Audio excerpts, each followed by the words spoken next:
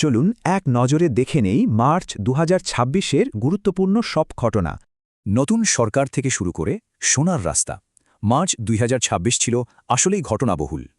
দেশের রাজনীতিতে সবচেয়ে বড় খবর ছিল ১৩তম জাতীয় সংসদ নির্বাচন। এই নির্বাচনের ফলাফলে আসে বড় এক রাজনৈতিক পরিবর্তন। একটি দল পায় নিরঙ্কুশ সংখ্যাগরিষ্ঠতা।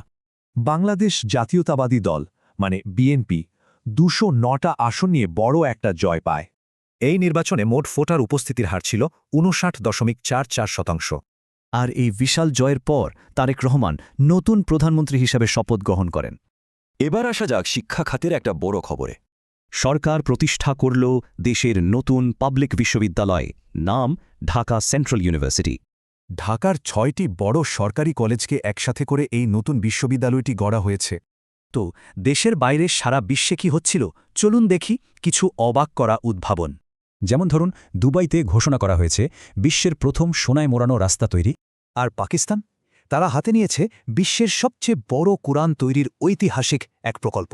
এই পবিত্র গ্রন্থটি লম্বায় হবে ৮.৫ ফুট আর চওড়ায় ৬.৫ ফুট।